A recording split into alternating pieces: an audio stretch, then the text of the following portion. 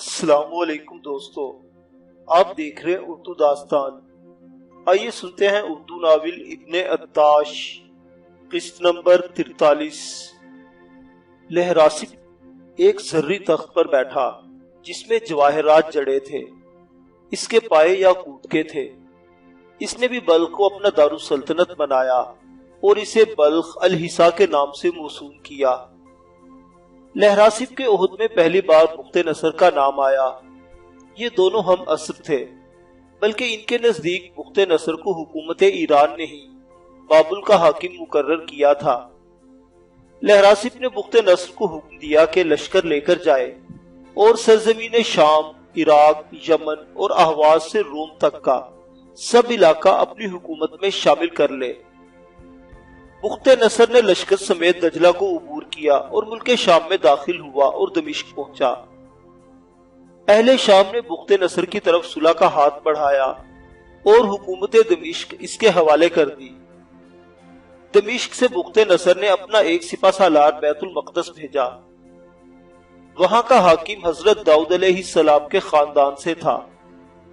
اس نے بخت نصر کی سپہ سالار کے سامنے وفاداری کا حلف اٹھایا۔ اس پر وہ واپس چلا گیا۔ بخت نصر شام کے شہر تبریہ میں وارد ہوا تو اسے خبر ملی کہ بیت المقدس کے بادشاہ کے خلاف وہاں کے عوام نے محض اس لیے بغاوت کر دی ہے کہ اس نے بخت نصر کی سپہ سالار کے ساتھ جنگ کیوں نہ کی۔ آخر وہ بغاوت میں کامیاب ہوئے اور بادشاہ کو تخت سے اتار کر ہلاک کر دیا۔ بخت نصر کو حقیقت حال کا علم ہوا تو اس نے بیت المقدس پر چڑھائی کر کے شہر کی اینٹ سے اینٹ بجا دی اور اہل شہر کا قتل عام کرایا۔ جو لوگ بچ سکے انہوں نے مصر کا رخ کیا۔ لہراسب 120 سال حکومت کرنے کے بعد اپنے بیٹے گشتاسب کے حق میں دستبردار ہو گیا۔ لہراسب کے بعد گشتاسب تخت نشین ہوا۔ اس نے بھی اپنے پیش رووں کی طرح عدل و انصاف سے حکومت کی۔ اس کا دارالسلطنت بھی بلخ تھا۔ اسے اطلاع ملی کہ بخت نصر نے بیت المقدس اور فلسطین کو تباہ و برباد کر دیا ہے۔ لوگوں کے ویران گھروں میں اب جانوروں اور درندوں کا بسیرا ہے تو اسے سخت رنج ہوا۔ بابل و عراق کے حکمران بخت نصر کو اس نے دربار میں طلب کیا اور ان علاقوں کی حکومت کوروش کے سپرد کر دی۔ گشتاسب نے کوروش کو حکم دیا کہ تمام ویران شہروں کو پھر سے آباد کیا جائے اور اعلان عام کر دیا جائے کہ بیت المقدس کے جو لوگ وطن چھوڑ گئے تھے واپس آ جائیں۔ کوروش نے اس حکم کی پوری طرح تعمیل کی۔ بیت المقدس کے گرے ہوئے مکانوں کو پھر سے تعمیر کرایا۔ لوگ گھروں میں واپس آ گئے اور بیت المقدس کا ویرانہ پھر سے آباد ہو گیا۔ گشتاسب کے عہد کا ایک اہم واقعہ زرتشت کا ظہور ہے، جس نے دعویٰ کیا تھا کہ وہ خدا کا بھیجا ہوا پیغمبر ہے۔ اس نے لوگوں کو دین آتش پرستی سے متعارف کرایا اور اپنے اقوال کی کتاب پیش کی جو اوستا کے نام سے موسوم ہے۔ گشتاسب نے زرتشت کا خیر مقدم کیا اور اس کے دین کو قبول کر لیا۔ اس کی وجہ سے ملک میں دین آتش پرستی پھیل گیا۔ زرتشت منو چہر کی نسل سے تھا۔ افراسیاب کے قتل کے بعد ترکستان اور ایران کی نزاع ختم ہو گئی تھی۔ نہ کہ خسرو نے حملے کی غرض سے ترکستان کی طرف رجوع کیا، نہ لہراسب نے۔ لہراسب نے ترکوں کے ساتھ دوستانہ مراسم بھی قائم کیے۔ گشتاسب نے نہ صرف یہ مراسم برقرار رکھے بلکہ ترکوں کے ساتھ مروت اور رواداری کا سلوک بھی کیا۔ لیکن توران کا بادشاہ ارجاسب مملکت ایران پر حملہ کرنے کی راہ ہموار کرنا چاہتا تھا۔ آخر جب گشتاسب نے ارجاسب کے دین آتش پرستی قبول کرنے کی دعوت دی تو اس نے نہ صرف یہ دعوت ٹھکرا دی بلکہ آبائی دین ترک کر دینے پر گشتاسب کو ملامت کی۔ اس پر توران اور ایران کے مابین ایک بار پھر جنگ و جدل کی تیاری ہونے لگی، اور جب میدان کارزار گرم ہوا تو دونوں طرف سے خون کی ندیاں بہہ گئی۔ گشتاسب کا بھائی زریر اور اس کے 4 بیٹے لڑتے لڑتے مارے گئے۔ آخر گشتاسب کے بیٹے اسفندیار نے ترکوں کے لشکر پر ایک فیصلہ کن حملہ کیا جس سے ان کے پاؤں اکھڑ گئے اور ارجاسپ نے راہ فرار اختیار کی۔ اسفندیار کے لشکر نے درہ جیہوں تک اس کا تعاقب کیا، لیکن وہ اہل ایران کی دسترس سے باہر ہو گیا۔ ایرانی لشکر کو لاتعداد مال غنیمت ملا، جسے گشتاسپ نے حسب مراتب سرداروں، دلاوروں، سواروں اور پیادوں کے مابین تقسیم کر دیا۔ اسفندیار کو اس نے ممتاز خدمات کے صلے میں سپہد ایران کا منصب دیا اور خلعت فاخرہ عطا کر کے سرفراز کیا۔ گشتاسپ کا ایک خاص معتمد کرزم اسفندیار سے سخت بغض رکھتا تھا۔ اسفندیار کی عزت و حرمت نے جلدی پر تیل کا کام کیا۔ کرزم نے گشتاسپ کے کان بھرے کہ اسفندیار یہ دعویٰ کرتا ہے کہ ایران کی فتح صرف اس کی وجہ سے ہوئی ہے، اور اب وہ بادشاہت کے خواب دیکھ رہا تھا اور چاہتا ہے کہ بادشاہ کو قتل کر کے خود حکومت کی باغ دوڑ سنبھال لے۔ گشتاسپ کرزم کے فریب میں آ گیا اور چاہا کہ اسفندیار کو اسیر کر کے زندان میں ڈال دے۔ اسفندیار کو بلانے کے لیے جاماسپ کو بھیجا گیا۔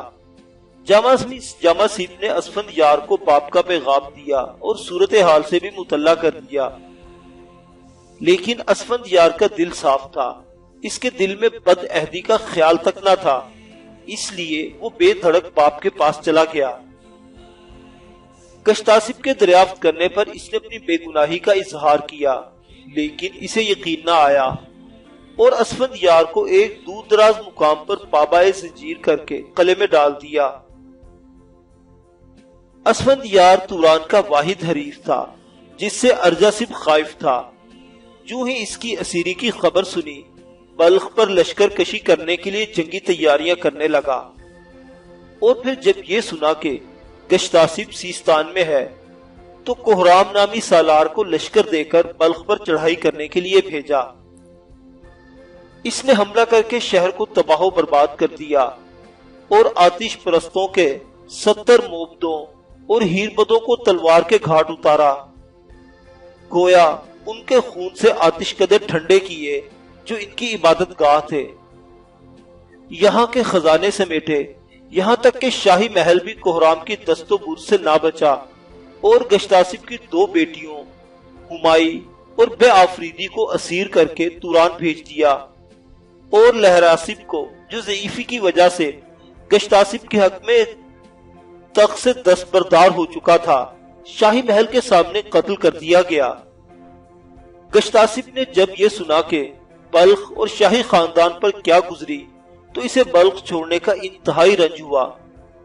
آخر لشکر لے کر بلخ کا رخ کیا۔ حدود شہر میں پہنچا ہی تھا کہ ارجاسپ کے لشکر کا سامنا کرنا پڑا۔ جنگ لگاتار 3 دن تک ہوتی رہی، کشتوں کے پشتے لگ گئے، بڑے بڑے ایرانی پہلوان میدان جنگ میں کام آئے۔ کرزم جو اسفندیار کی قید کا موجب بنا تھا، اس کی لاش بھی خاک و خون میں لتھڑی پڑی تھی۔ گشتاسپ مغلوب ہو گیا اور بچا کچا لشکر لے کر پہاڑوں کی طرف نکل گیا۔ اب گشتاسپ کو اسفندیار یاد آیا اور اس کے ساتھ نامناسب سلوک کرنے پر ندامت ہوئی۔ اس نے یہ سوچ کر کہ اسفندیار کی قیادت ہی اس نازک دور میں ایران کو بچا سکتی ہے، مناسب سمجھا کہ اپنے بیٹے جاماسپ کو اسے آزاد کرنے کے لیے بھیجے۔ اسفندیار چند سال کی اسیری کے بعد رہائی پا کر سیدھا اپنے باپ کے پاس آیا۔ باپ نے افسوس کا اظہار کیا اور کہا، اگر ہو سکے تو اس غمناک واقعے کو دل سے بھلا دو۔ اب ایران کا تخت و تاج تمہارا ہے، تمہیں ہی اب ایران کو بچانے کے لیے جان لڑانی ہے۔ اسفندیار نے سر اطاعت خم کیا، نامور سرداروں کو ملک کی عزت بچانے کے لیے بلایا اور ایک تازہ دم لشکر منظم کر کے ارجاسپ سے جنگ کرنے کی تیاری کی۔ ارجاسپ نے اسفندیار کی آزادی کا حال سنا تو سخت مضطرب ہوا اور یہ سمجھ کر کہ اسفندیار کے تازہ دم لشکر سے مقابلے کی تاب اس میں نہیں، مناسب سمجھا کہ ترکستان کو لوٹ جائے اور اپنی فاتحانہ شان کو برقرار رکھے۔ لیکن ایک بہادر ترک گرگسار نے، جو بھیڑیے سے مشابہ ہونے کی وجہ سے اس لقب سے مشہور تھا، اسفندیار سے تن بتن جنگ کرنے کی پیشکش کی، جس سے ارجاسپ کا حوصلہ بند گیا۔ آخر اسفندیار اور ارجاسپ کے لشکروں کا آمنا سامنا ہوا۔ قیامت کا مارکہ ایک کارزار گرم ہوا۔ دونوں طرف سے بہادر کٹ کٹ کر مرے۔ گرگسار موقع پا کر اسفندیار کی طرف بڑھا اور پورے زور سے اسے تیر مارا۔ تیر زرہ میں پیوست ہو کر رہ گیا۔ اسفندیار نے یہ ظاہر کرنے کے لیے کہ زخم کاری لگا ہے، گھوڑے سے نیچے اتر گیا۔ گرگسار نے اب نیزے کا وار کرنا چاہا۔ اسفندیار اس سے ڈرا نہیں، فتراک سے کمند نکالی اور جہان آفرین کا نام لے کر گرگسار کے سر اور گردن پر پھینکی اور اسے بے بس کر کے زمین پر گرا دیا۔ ارجاسپ نے ہر چند بہادری سے مقابلہ کیا، لیکن بس نہ چلا۔ ترکستانی لشکر میں بھگدڑ مچ گئی اور ارجاسپ کو شکست ہوئی۔ ارجاسپ بچا کچا لشکر لے کر راہ فرار اختیار کر گیا۔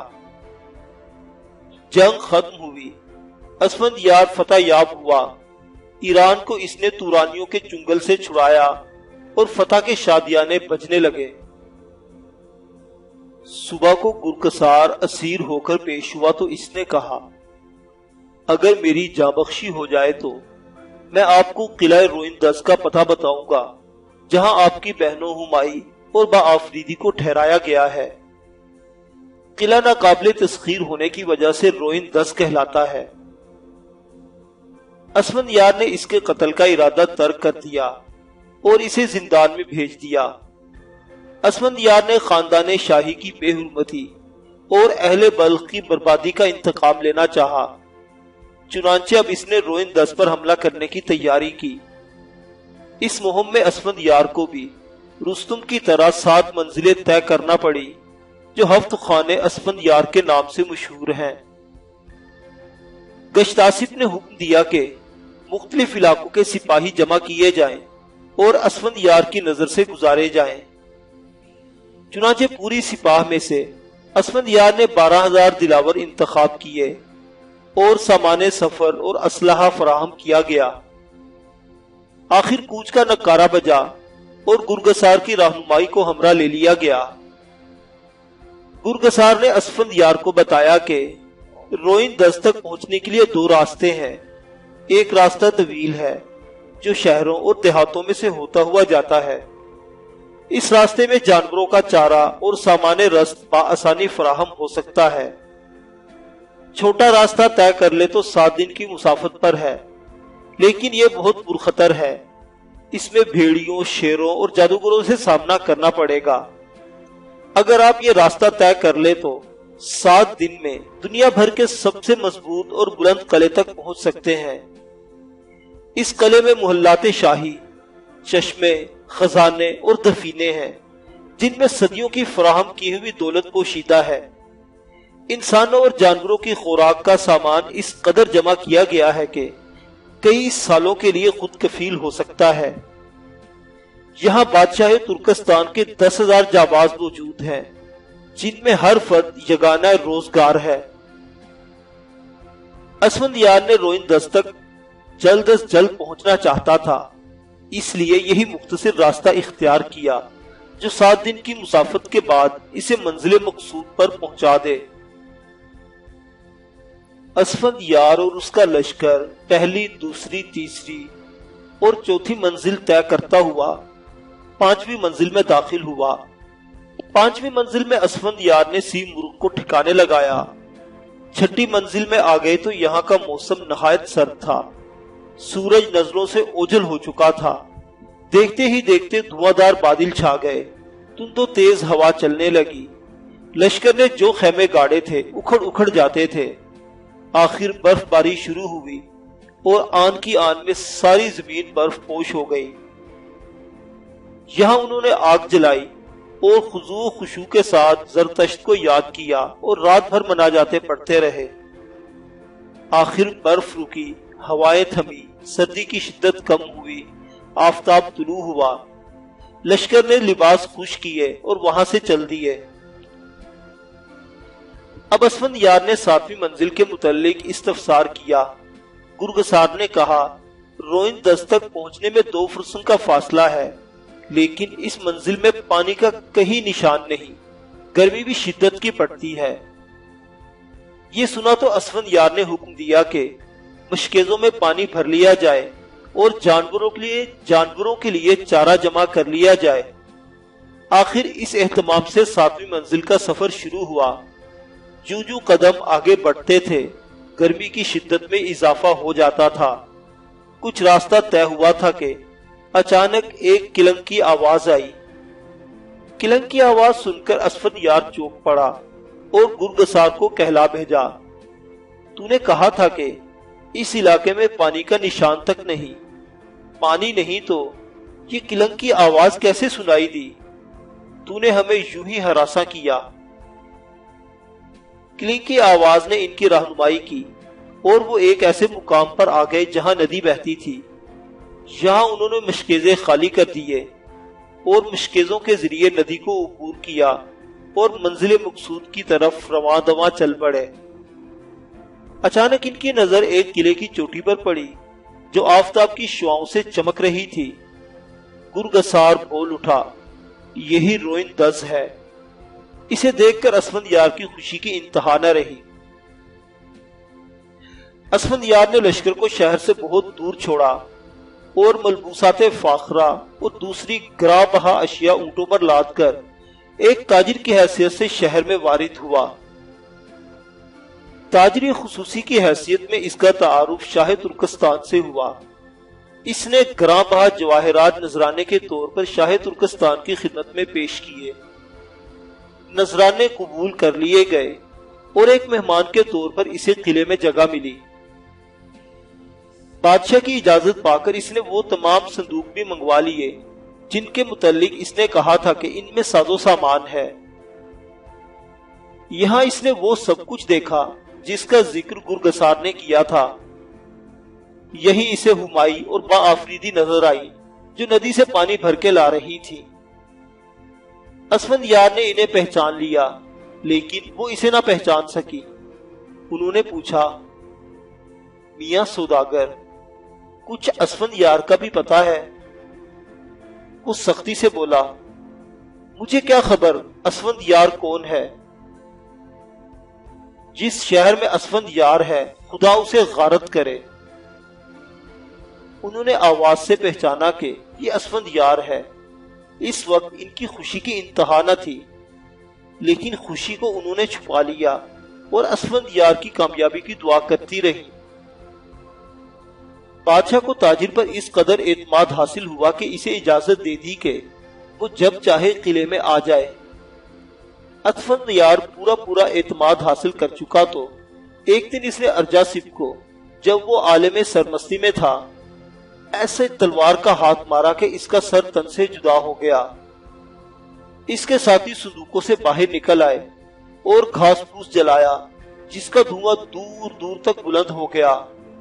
یہ گویا علامت تھی اس بات کی کہ مہم کامیاب ہوئی ہے۔ دھواں دیکھتے ہی لشکر آ پہنچا۔ قلعے کا دروازہ کھول دیا گیا۔ لشکر قلعے میں داخل ہوا۔ لشکر شاہ ترکستان کے 10,000 جابازوں پر قابو پایا اور قلعے پر اسفند یار کا قبضہ ہو گیا۔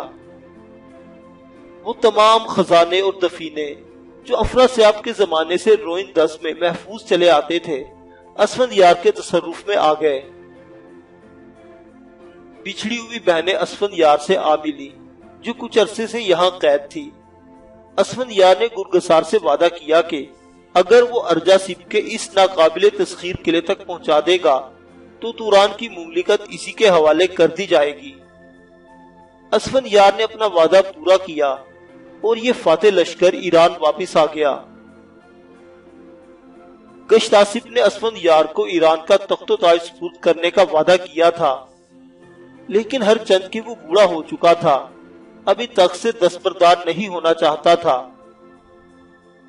اب اس نے اسفند یار کو ایک اور خطرے میں ڈالنا چاہا اور اسے کہا، تم جانتے ہو رستم ہمارا دستے پروردہ ہے، سیستان کی حکومت اسے ہم نے بخشی ہے، ہماری وجہ سے اسے دنیا میں سرفرازی عطا ہوئی، لیکن اب وہ خود پسند اور مغرور ہو گیا ہے۔ اس نے کبھی ہماری طرف اعتنا کرنے کی ضرورت نہیں سمجھی۔ اس کی سزا یہ ہے کہ اسے پابا چولہ ہمارے دربار میں حاضر کرو۔ اگر تم کامیاب ہو جاؤ تو تاج تمہارے سر پر رکھ دیا جائے گا۔ لیلا سروری کے عشق میں اس نے لشکر تیار کیا، صحرا کی راہ لی اور سینکڑوں فرسنگ کی مسافت طے کر کے سیستان پہنچ گیا۔ رستم کو اسفندیار کی آمد کی خبر ملی تو اس نے بہت خوشی کا اظہار کیا، گرم جوشی سے اس کا استقبال کیا اور کہا، میں یزدان پاک کا شکر گزار ہوں کہ اس نے مجھے اپنی محبت اور عقیدت ظاہر کرنے کا موقع دیا۔ اسفندیار اپنے باپ کا حکم بجا لانے کے لیے بے چین تھا۔ اس نے کہا، بادشاہ تم پر سخت برا فروختہ ہے کہ تم نے کبھی دربار شاہی کی طرف اعتنا نہیں کیا۔ سیستان کی حکومت تمہیں میرے بزرگوں نے بخشی تھی۔ حکومت پا کر تم اس قدر خود سر ہو گئے ہو کہ اپنے محسنوں کو خاطر میں نہیں لاتے۔ اس لیے مجھے حکم ملا ہے کہ تمہیں پابا زنجیر دربار میں پیش کروں۔ رستم اچانک یہ کلمات سن کر سخت حیران ہوا اور بولا، میں یہ کیا سن رہا ہوں؟ مجھے اگر شاہ کی حرمت کا پاس نہ ہوتا تو کہتا کہ یہ کسی دیوانے کا کام ہے جو مجھے سنا رہے ہو۔ میں اس پیغام کو در خود اعتنا نہیں سمجھتا۔ یزدان پاک نے جو عزت اور مرتبہ دیا ہے اس سے میں نیچے نہیں آؤں گا، نہ اپنے خاندان کے لیے باعث ننگ بنوں گا۔ کیانی بادشاہوں کو فتوحات میرے بازو کی قوت سے حاصل ہوئی۔ ایران کی قسمت کا ستارہ میری ہمت مردانہ نے چمکایا۔ بادشاہوں کے دشمنوں کو میں نے مغلوب کیا۔ اگر میں سلطنت کی پشت پناہی نہ کرتا تو ایسے حالات رونما ہوتے جن کا زبان پر لانا مجھے گوارا نہیں۔ میری نصیحت ہے کہ تم شیطانی وسوسوں کو سر سے نکال دو۔ تم بادشاہ بننے کے خواب دیکھ رہے ہو، اس میں تمہیں کامیابی نصیب نہیں ہوگی، نہ تم جیسے حریص کو کامیابی نصیب ہوگی۔ بہتر یہ ہے کہ تم مجھے میزبان سمجھ کر میرے پاس کچھ دن قیام کرو۔ میں تمہیں شایان شان طریقے سے رخصت کروں گا اور وفاداری کے اظہار کے طور پر وہ سب خزانے پیش کر دوں گا جو مدت العمر میں نے حاصل کیے۔ اسفندیار بولا، یہ سب سچ ہے، لیکن تم جانتے ہو کہ جو شخص بادشاہ کے حکم سے روگردانی کرتا ہے وہ کفر کا مرتکب ہوتا ہے اور اپنی دنیا اور آخرت کو برباد کرتا ہے۔ اگر زمین اور آسمان بھی مل جائے تو میں بادشاہ کا حکم بجا لانا چاہوں گا۔ تمہیں میں جنگ کی دعوت دیتا ہوں۔ مقابلے کے لیے دن مقرر ہوا۔ مقررہ وقت پر دونوں مہمان میدان میں اترے۔ پہلے دن رستم کا بسنا چلا اور اس نے کاری ضربیں کھائیں۔ دوسرے دن پھر مارکہ کارزار گرم ہوا۔ اب کی بار رستم نے اسفندیار کو مغلوب کیا اور دفتن خنجر مار کر اس کا سینہ چاک کر دیا۔ اسفندیار کا لشکر اپنے سردار کا ماتم کرتا ہوا واپس ہوا۔ اسفندیار کے قتل کے بعد رستم بھی زیادہ عرصہ نہ جیا۔ اس کے بھائی شغانہ نے اسے فریب دے کر ایک گڑھے میں گرا دیا جس میں خنجر اور تلواریں سیدھی گاڑی گئی تھی۔ ان کے زخموں سے رستم جاں بر نہ ہو سکا اور پہلوانوں کا یہ عظیم خاندان صفحہ ہستی سے مٹ گیا۔